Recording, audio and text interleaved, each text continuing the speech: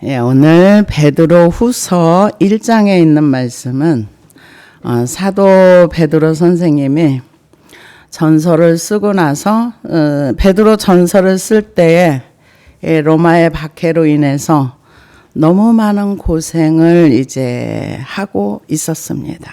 그럴 때 힘내라. 우리가 하나님한테 많은 은혜를 입었고 이걸로 인해서 우리가 하나님의 백성으로서 정화되어 가는 거다. 그러면서 주어진 현실을 잘 받아들이라고 베드로 전서를 썼다면은 후서는 이제 사도 베드로 선생님이 이 땅에서 이제 떠나갈 날이 얼마 남지 않았음을 알고 나서 이 남아있는 백성들에게, 하나님의 백성들에게 이제 전해주는 유언과 같은 그런 말씀이라고 볼 수가 있습니다. 이제 순교를 직감하고 나서 오늘 1절에도 이제 그 말씀이 나옵니다. 14절에 보면은 이는 우리 주 예수 그리스도께서 내게 지시하신 것 같이 나도 나의 장막을 벗어날 것이 임박한 줄 알미라. 그러면은 자기가 마지막으로 이 땅을 떠나간다고 생각한다면은 지금 남아있는 하나님의 백성들이 굉장히 어려운 가운데 처해 있는 거예요. 제일 첫 번째는 박해라는 무서운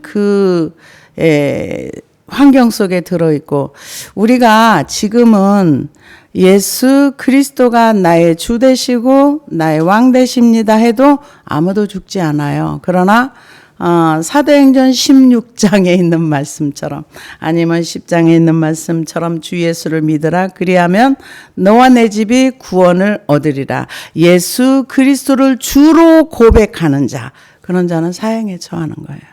지금 과거에 이란이나 중동에서도 예수님을 주라고 고백하고 개종을 하게 되면은 죽었어요.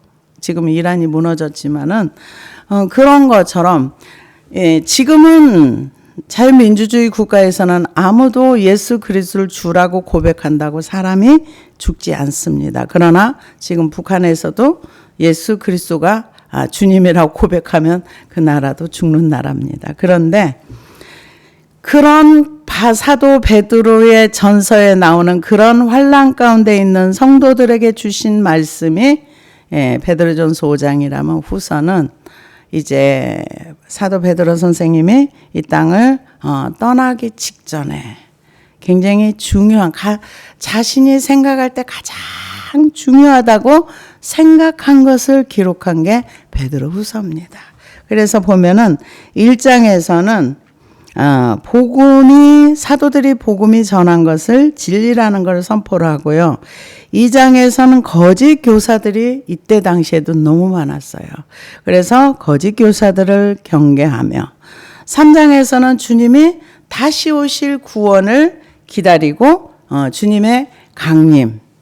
근데 그 사도 베드로 선생님이나 이때 당시 초대교회 성도님들은 예수님이 자신의 살아있을 때 오신다고 믿었어요. 근데 안 오시니까 주변에 있는 사람들이, 야, 너네 예수 그리스도 온다며 안 오잖아. 오긴 뭘 와. 근데 그때나 지금이나 똑같아. 오긴 뭘 와. 안 와. 이 세상은 천년만년 계속 이어질 거야. 오긴 뭘 와. 이제 사람이 우주에 가서 살게 되는데 예수님이 오긴 뭘 와. 그때나 지금이나 환경은 별로 다르지 않다는 거. 그때 당시에도 예수님이 오긴 뭘 안 왔잖아. 지금 현재 안 왔잖아. 지금도 이 예수님이 이런 환경 가운데서 오실 수도 있어. 이단이야. 저 사람은 이상한 설교를 해. 이렇게 말을 할 정도로. 그래서 예수님은 1000년 후에나 10,000년 후에나 오실 것처럼 생각하시는 분들이 굉장히 많습니다. 그래서 이 가장 중요한 이때의 베드로 선생님이 해주신 얘기는, 야, 너네 믿음 말이야. 그 믿음은 내가 가진 믿음이나 너희가 갖는 믿음이나 똑같은 믿음이야. 우리 사도들도 너희가 갖는 믿음을 가지고 다 순교했어. 너희가 갖는 믿음은 보배로운 믿음이야. 그거를 지금 설명을 합니다. 그래서 예수 그리스도의 종이며 사도인 시몬 베드로는 우리 하나님과 구주 예수 그리스도의 의를 힘입어 동일하게 보배로운 믿음을 우리와 함께 받은 자들에게 편지하노니. 여기에서 그리스도의 종이며 사도인 시몬 베드로, 이 말씀에 굉장히 중요한 게 들어있어요. 뭐냐면은 종이라는 거는 자기의 주권이 없는 거예요. 노예는 내가 이거 오라요 주인한테 말할 수 있는 게 아니에요. 주인이 시키면 네. 이거 해? 네. 이게 종입니다. 그런데 시몬 베드로는, 이 얘기는 예수님의 제자 중에 이름을 주신 분이 몇 분 안 돼요. 이 요한을 갖다 우레의 아들이라고 그랬고요. 여기서는 예수님이 직접 시몬 베드로에게 너는 개봐라. 반석 위에 내 교회를 세우리니. 그래서 자기 자신의 정체성이 뭐냐. 나는 종이지만은 예수님이 직접 부른 사도야. 이런 두 가지의 내면의 뜻이 있습니다. 그래서 그런데 내가 누구냐? 주 예수 그리스도의 의를 힘입어.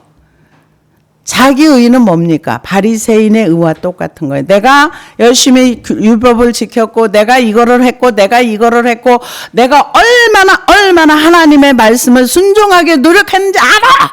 이게 자기 의라면, 베드로가 지금 얘기하는 그리스도의 의를 힘입었다는 것은 예수님을 믿는 믿음이라는 거예요. 의를 힘입어 동일하게 보배로운 믿음으로 우리와 함께 받은 자들에게 편지하노니. 얘기는 모든 사람이 지금 예수 그리스도를 믿는 믿음이 너희 믿음과 내 믿음이 같은 믿음이야. 같은 믿음이야. 그래서 그 믿음은 어떤 믿음인지 알아? 보배로운 믿음이야. 대단한 믿음이라는 거죠. 천국에 갈 수 있는 믿음, 하나님을 섬길 수 있는 믿음. 그래서 하나님과 우리 주 예수를 알므로 은혜와 평강이 너희에게 더욱 많을지어다. 하나님을 알므로 은혜가 있다는 거예요. 여기서 은혜라는 것은 자기 백성을 향한 하나님의 무한한 기쁨으로 인한 무조건적인 호의를 은혜라고 얘기합니다.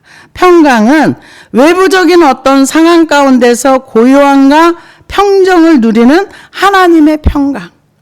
그러니까는 이 은혜라는 거는 하나님께서 우리에게 무조건 주시는, 하나님의 백성들에게 주시는 은혜고, 평강은 그 하나님이 주시는 환경하고 상관없이 마음의 평안하고 고요함을 얘기하는 거예요. 이게 뭐냐? 하나님을 아는 거라는 거죠. 그래서 하나님을 알므로 은혜와 평강이 너희에게 더욱 많을지어다. 그렇게 얘기를 하면서 하나님과 그의 신기한 능력으로 생명과 경건에 속한 모든 것을 우리에게 주셨으니 이는 자기의 영광과 덕으로서 우리를 부르신 이를 알므로 말미암아. 이게 안다는 게 두 번이 나온 거예요. 그러니까 예수 그리스도의 아는 지식도 안다고 말할 수 있어요. 그러나 여기에서 알므로 평강을 누리고 은혜를 누린다는 것은 경험한 예수. 믿음으로 하나님을 경험한 그분을 알므로 인해 가지고 영광과 그 은혜가 있다. 덕으로서 우리를 부르시는 이를 알므로 말미암아. 우리가 하나님을 알아간다는 것은 하나님을 삶 속에서 계속해서 경험하는 걸 얘기해요. 우리가 하나님을 안다는 것은 멀리 이웃 나라에서 했던 일을 듣는 것이 아니라, 얼마 전에 그런 얘기를 들었습니다. 핀란드, 미국, 일본 여기에서 눈폭탄이 터져가지고 영하 40도까지 내려가고, 이거는 그냥 지식으로 들어서 아는 거예요. 그러나 내가 우리 집에서 사과를 먹고 사과의 아삭한 맛을 경험한 거는 내가 삶 속에서 아는 거예요. 이웃 나라에 관해 듣는 거는 그냥 들은 것도 지식으로 아는 거죠. 그랬대. 근데 여기서 그리스도를 안다. 내 생활 속에서 어머 하나님이 이렇게 일하셨네? 이거를 알아간다는 거예요. 이런 사람에게 은혜와 평강이 임한다. 근데 그 믿음은 어떤 믿음이냐? 보배로운 믿음이다. 이렇게 얘기를 합니다. 그러면서 이로써 그 보배롭고 지극히 큰 약속을 우리에게 주사 이 약속으로 말미암아 너희가 정욕 때문에 세상에 썩어질 것을 피하여 신성한 성품에 참여하는 자가 되게 하라 하셨으니, 이거는 여기서는 신성한 성품이라는, 옛날에는 신의 성품에 참여하는 자 이렇게 있었어요. 그러면은 신성한 성품이라는 건 뭐예요? 하나님을 닮아가는 모습이에요. 하나님을 닮아가는 모습. 아이들이요, 그 부모를 말로써 배우는 것이 아니라 행동을 하는 걸 보고 따라한답니다. 이렇게 뒷짐지고 다니면 애들도 이렇게 뒷짐지고 다니고, 아빠가 어떻게 행동하느냐, 엄마가 어떻게 행동을 하느냐에 따라서 애들이 그 행동을 본받는답니다. 그래서 여기에서 지금 신의 성품, 신성한 성품에 참여하는 것이 무엇인가를 설명을 해줍니다. 그래서 우리가 하나님의 약속을 받았는데 그 약속이 어떤 것인가? 그 약속은 우리가 정욕 때문에 망하는 자가 아니라 신의 성품에 참여해서 하나님을 닮아가는 삶. 하나님을 닮아가는 삶. 이거는 이미 하나님이 우리에게 은혜로 주셔서 우리가 예수님을 믿는 그 믿음이 무엇인가를 경험한 사람들에게 주시는 얘기입니다. 그래서 그러므로 너희가 더욱 힘써 너희 믿음의 덕을, 그러니까 힘쓰라 그랬어요. 가만히 있으면 안 됩니다. 가만히 있으면 어떤 일도 일어나지 않아요. 그런데 더욱 힘써 너희 믿음의 덕을. 근데 여기에서 보면은 그 믿음이 뭔가 하나님과 연결되는 거예요. 우리가 예수 그리스도를 믿음으로 구원을 얻습니다. 누구든지 예수를 주라 시인하면 구원을 받는다. 예수 그리스도를 주로 시인하고 마음으로 믿어 의에 이르고 입으로 시인하여 구원을 얻느니라. 이게 믿음의 시작입니다. 그런데 이제 믿음의 결과는 어떻게 되는가? 로마서 11장 17절에서 보니까 또 한 가지 얼마가 꺾이었는데 돌감나무인 내가 그들 중에 부침이 되어 창감나무 뿌리의 진액을 함께 받은 자가 되었은즉 그 가지들을 향하여 자랑하지 말라. 자랑할지라도 내가 뿌리를 보존하는 것이 아니요 뿌리가 너를 보존하는 것이니라. 그러면 내 말이 가지들은 꺾인 것을 나로 접붙임을 받게 하려 함이라 하리니 옳도다. 그들은 믿지 아니함으로 꺾이고 너는 믿음으로 섰느니라. 높은 마음을 품지 말고 도리어 두려워하라. 하나님이 원가지들도 아끼지 아니하셨은즉 너도 아끼지 아니하시리라. 그러므로 하나님은 하나님의 인자하심과 준엄하심을 보라. 넘어지는 자들에게는 준엄하심이 있으니 너희가 만일 하나님의 인자하심에 머물러 있으며 그 인자가 너희에게 있으리라. 그렇지 않으면 너도 찍힌 바 되리라. 이게 무슨 얘기냐면은 우리가 예수 그리스도를 믿음으로 구원을 받았어요. 구원의 시작이에요. 이게 완전히 접붙임 바 된 거는 아니에요. 구원의 시작이 되면서 주님과 연결이 되는 거예요. 연결이 되고 나면은 어떻게 되는가? 로마서 8장에 그 과정이 있어야 되는 거예요. 육신의 생각을 죽이고 그러고 나서 성령으로 인도함을 받는 그가 하나님의 아들이다. 이렇게 표현했습니다. 그래서 그 로마서 8장 14절에 보니까 무릇 하나님의 영으로 인도함을 받는 사람은 곧 하나님의 아들이라. 너희는 다시 무서워하는 종의 영을 받지 아니하고 양자의 영을 받았으므로 우리가 아빠 아버지라 부르짖느니라. 성령이 친히 우리의 영과 더불어 우리가 하나님의 자녀인 것을 증언하시나니 자녀임은 또한 상속자 곧 하나님의 상속자요 그리스도와 함께한 상속자니 우리가 그와 함께 영광을 받기 위하여 고난도 함께 받아야 할 것이니라. 이 얘기는 예수 그리스도를 믿음으로 고백하고 난 이후에 로마서 8장에 있는 육신의 생각을 완전히 처리를 해서 영으로서 육신의 생각을 죽였을 때에 그때에 성령으로 이끌림을 받는 그가 접붙임이 됐다는 거예요. 그게 접붙임이 된 거예요. 그러면은 그 다음에는 내가 이런 열매를 맺어야지. 이거보다는 거기에서 흘러나오는 그 하나님의 능력으로 말면 이게 잘못됐구나. 이거를 버려야 되겠구나. 깨닫고 하나하나 버리면서 열매를 맺어가는 거예요. 우리가 성경에 보면은요. 너희가 더욱 힘써 너희의 믿음의 덕을 그랬는데 우리가 그 사도 베드로의 과거를 보면은요. 베드로는 대단한 사람이었어요. 왜냐? 한 번 외쳤을 때 3,000명이 회개하고 5,000명이 회개하고 성전 미문에 있던 나면서부터 안전뱅이 된 자를 요한과 함께 일으키고 이 죽은 자도 살리고 놀라운 역사가 있었어요. 그런데 그런 역사가 있다 그래서 덕이 세워지는 건 아니에요. 왜 그러는가? 우리가 성경을 보면은요. 갈라디아서 2장 11절에 보니까 게바가 안디옥에 이르렀을 때 책망받을 일이 있기로 내가 그를 대면하여 책망하였노라. 야고보에게서 온 어떤 이들이 이르기 전에 게바가 이방인과 함께 먹다가 그들이 오매 그가 할례자들을 두려워하여 떠나 물러가매 남은 유대인들도 그와 같이 외식함으로 바나바도 그들의 외식에 유혹되었느니라. 그러므로 나는 그들의 복음의 진리를 따라 바르게 행하지 아니함을 보고 모든 자 앞에서 게바에게 이르되 내가 유대인으로서 이방인을 따르고 유다인답게 살지 아니하면서 어찌하여 억지로 이방인을 유대인답게 살게 하려 하려느냐 하였노라. 게바가 베드로입니다. 베드로를 향해서 사도 바울 선생님이 책망을 했어. 네가 그렇게 하면 덕이 안 돼. 네가 유대인이면서 유대인답게 살지도 않으면서. 왜? 고넬료 집에 이방인에 전도하러 갔잖아요. 하나님이 가라 그래서. 그렇게 했는데 왜 외식하는 거야? 우리의 외식하는 모습을 보면 덕이 안 됩니다.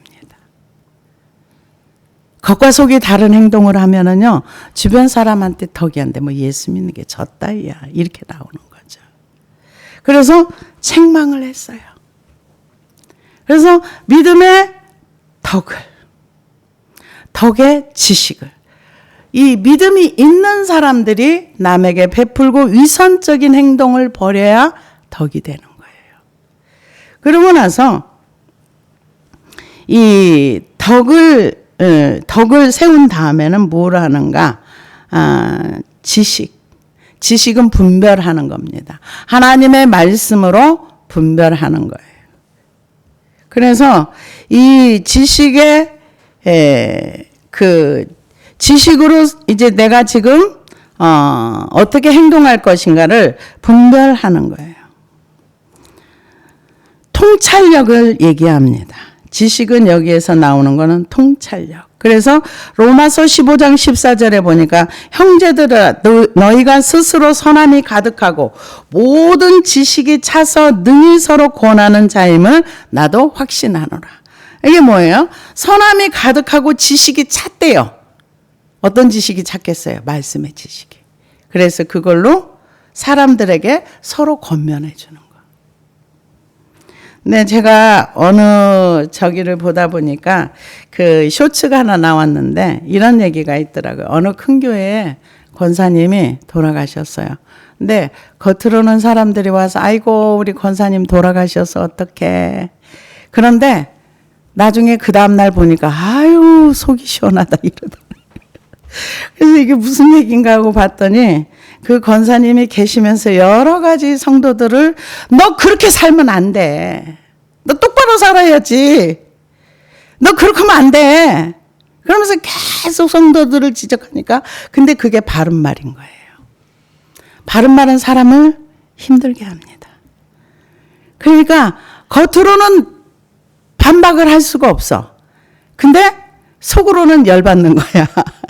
그러니까 이 어떤 덕이 뭐라는 걸 그 권사님이 알았더라면은 그렇게 안 했겠지요.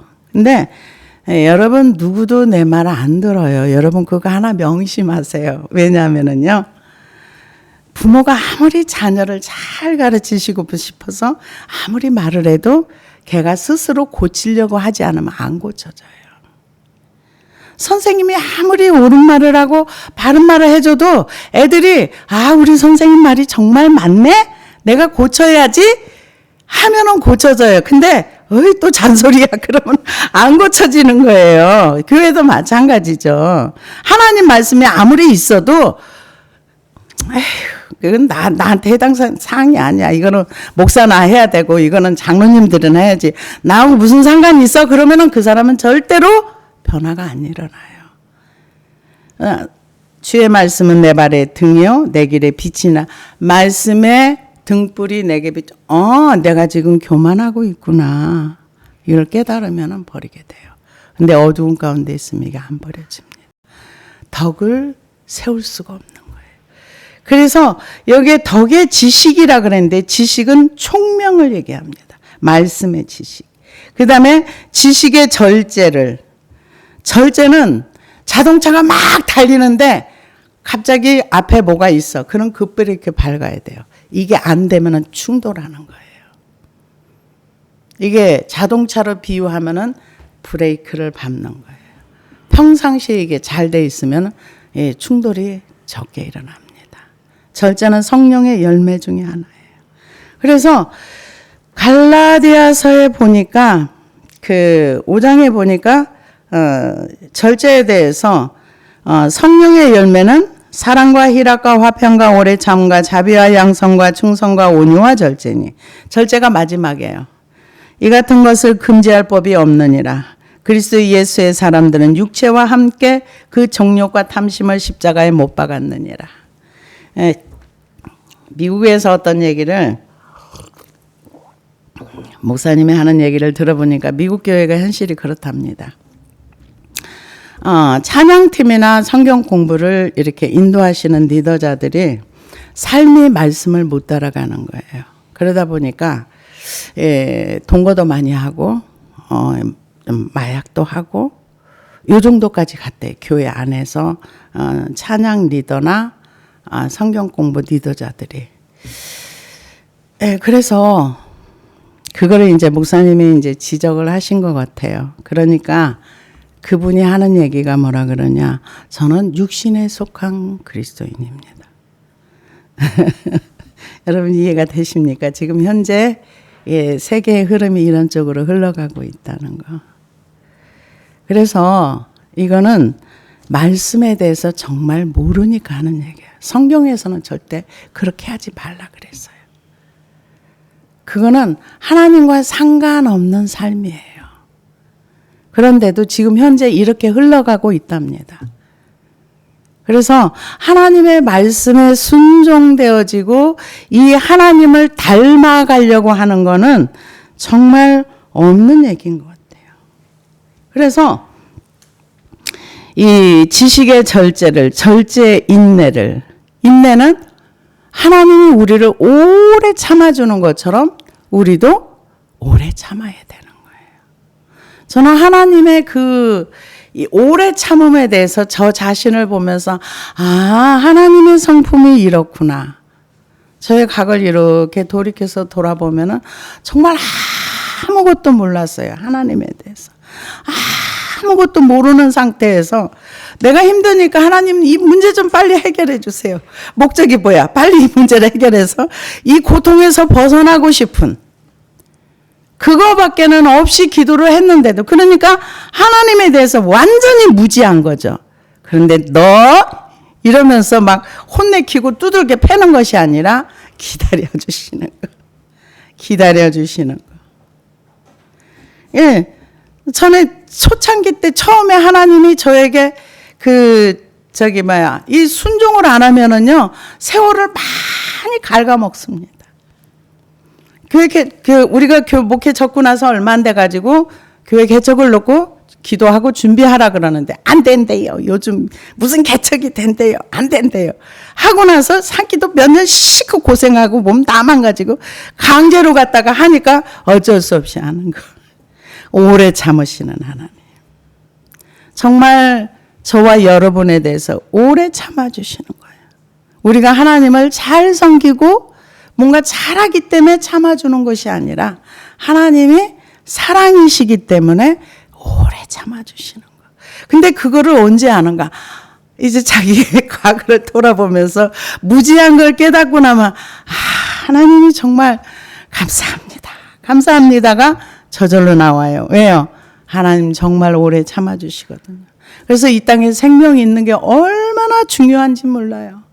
이 땅에 생명이 있음으로 인해 가지고 우리가 하나님을 배울 수 있고 하나님의 성품에 참여할 수가 있고 하나님이 시키시는 일도 할 수가 있고 그래서 이 오래 참는 거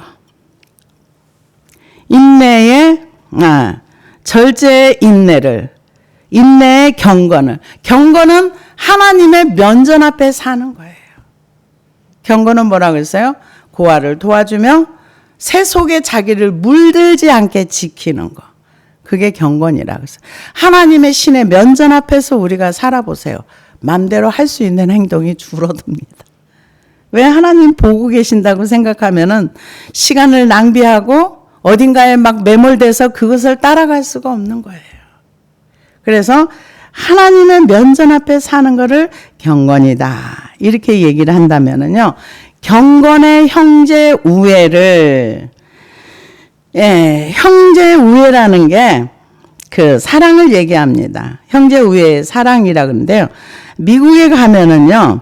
그 필라델피아 도시가 있습니다. 헬라어로 그 형제 사랑이 필라델피아입니다.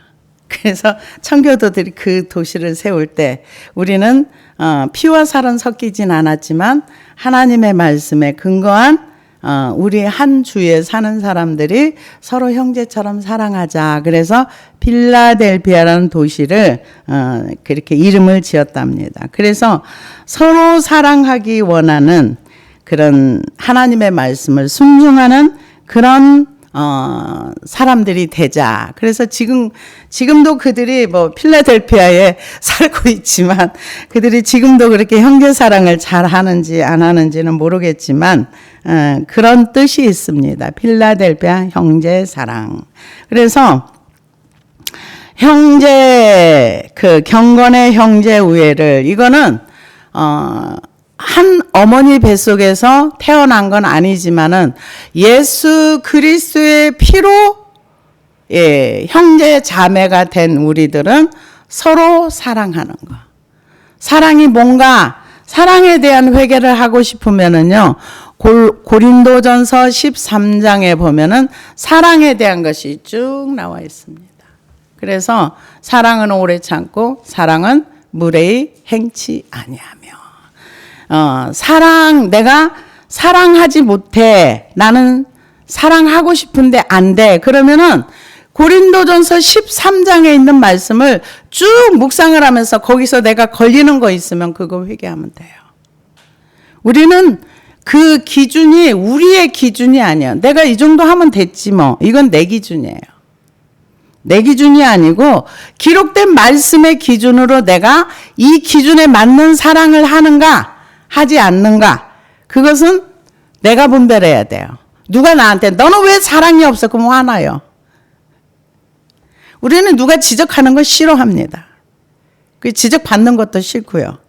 그래서 내가 이 신의 성품에 참여하는 건 내가 스스로 힘써서 노력해야 할 수 있는 겁니다. 누가 나를 신의 성품에 강제로 가서 거기다 풍 집어 넣어주지 않아요.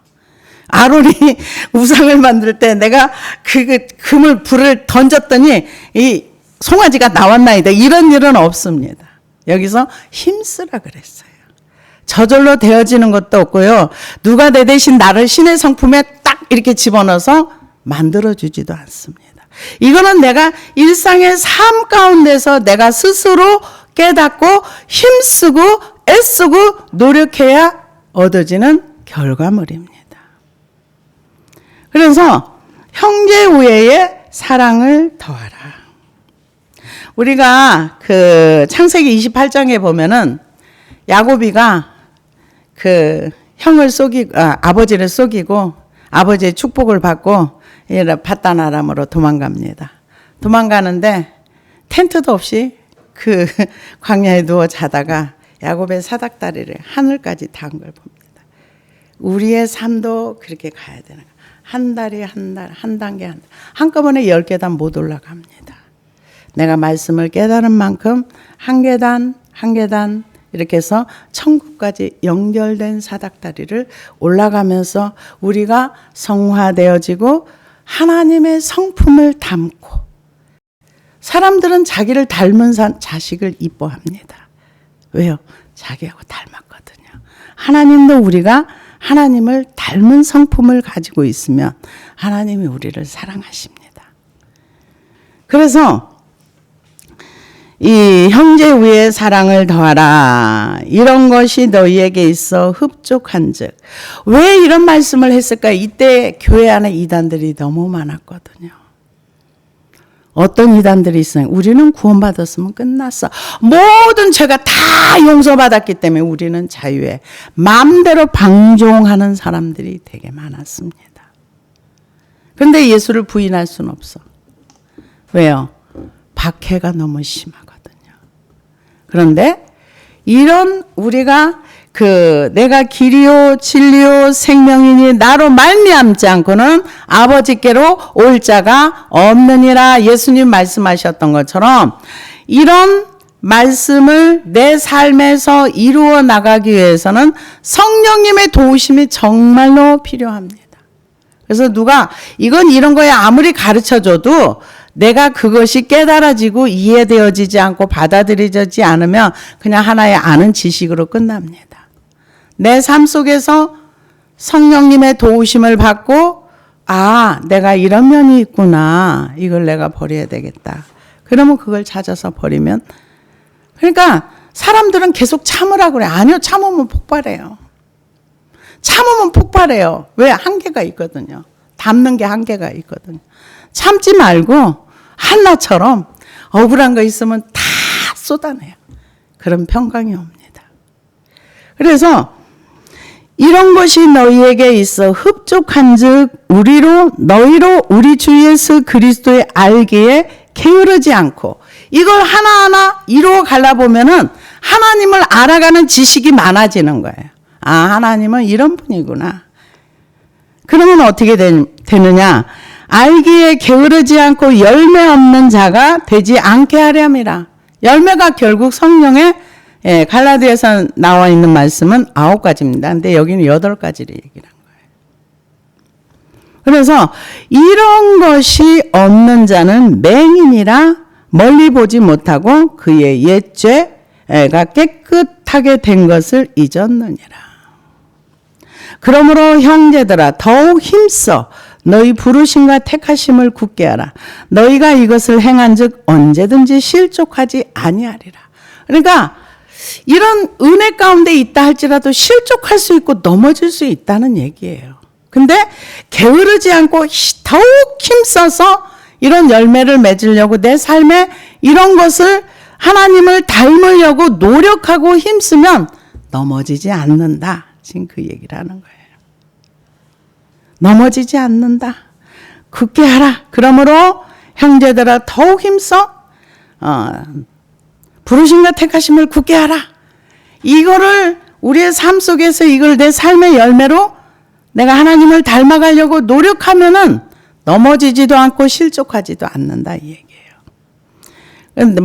멋대로 살고 맘대로 살다 보면 넘어지고 죄의 유혹에, 제일 처음에 죄가 유혹으로 올 때 어떻게 옵니까? 삼손을 드릴라가 재우잖아요. 우리 영적으로 잠을 재워요. 이 기쁨의 잠을 자게 됩니다. 여자 무릎을 베고 잤으니까 얼마나 기분 좋은 잠이었겠어요. 근데 결국 그 잠이 자기를 죽이는 길로 끌어갑니다. 사망의 잠을 자지 말라는 거죠. 그러려면 굳게 세우라는 거죠. 그러면서 이같이 하면 우리 주 예수 그리스도 예수의 영원한 나라에 들어감을 너희가 넉넉히 너희에게 주시리라. 세상에 천국에 넉넉하게 들어간다는 말 없어요. 한 군데도 없습니다. 성경에. 옛날에 하워드 피트만 목사님이 그 천국 간증 들으면 그때 80년대에 2%라 그랬어요. 지금은 더 적겠죠. 근데 여기에서는 이렇게 하나님의 성품을 닮아가며 넉넉하게 들어간다는 거예요. 성경 어느 구절에도 넉넉하게 들어간다는 구절이 없어요. 그런데 하나님의 성품을 닮아가면서 이런 삶을 살면은 넘어지지 않고 바로 세워진다 이렇게 얘기를 합니다. 그래서 그러므로 너희가 이것을 알고 이미 있는 진리에 서 있으나 내가 항상 너희로 생각나게 하려 하노라. 이거를 뭐냐면은 잊어버리지 말고 생각해서 열매를 삶으로 살아내라는 거죠. 내가 이 장막에 있을 동안에 너희로 일깨워 생각나게 하려 함이 옳은 줄로 여기노니 이는 우리 주 예수 그리스도께서 내게 지시하신 것 같이 나도 나의 장막을 벗어날 것이 임박할 줄 알미라. 이제 곧 자기가 이 땅을 떠날 것을 알았어요. 그래서 이제 이 편지를 썼다는 거예요. 그만큼 이게 예수님을 닮아가는 게 중요하다는 거예요. 이 시대는 더 중요한 것 같아요. 왜? 많은 사람들이 자기의 행복을 위해서 많은 것을 투자합니다. 자기 싫은 거 안 하고 자기가 원하는 것만 하는 것이 행복이라고 생각을 해요. 그런데 이 말씀을 우리가 순종하기 위해서는 우리가 많은 것을 버려야 됩니다. 나를 버려야 되는 거예요. 그래서 내가 힘써 너희로 하여금 내가 떠난 후에라도 어느 때나 이런 것을 생각나게 계속 뭐합니까? 말씀이 우리 머릿속에 생각이 나야 넘어지지 않고 자빠지지 않는다는 거예요. 이 목적도 뭐냐? 너희들이 내가 없어져도 내 육체가 없어져도 너희들이 내가 지금 기록한 이 말씀이 생각나야 돼. 그래야 넘어지지 않고 자빠지지 않고 이 시대에 휩쓸리지 않고 주님을 따라갈 수 있어. 근데 우리는 기록으로 말씀에 남아 있으니까 이 말씀을 외우는 것도 좋아요. 그래서 우리의 삶의 기준이 세상의 기준이 아니라 하나님이 기록된 말씀의 기준이 되어서 이 말씀을 우리의 삶 속에 열매로 이렇게 나온다면 우리가 어떤 사람이 되는 거예요? 하나님을 닮은 사람이 되는 거예요. 이 시대에 복이 드문 사람이 될 수가 있겠죠. 그런데 우리 하나님께서는 우리에게 이 세상 풍조를 따라서 세상 사람이 사는 것처럼 사는 것이 아니라 말씀을 기준으로 해서 우리의 삶에서 하나님을 닮고 또 닮기를 원하는 간절한 마음을 가지고 이 말씀을 순종하는 삶을 살기를 원하시는 줄로 믿습니다. 기도하시겠습니다.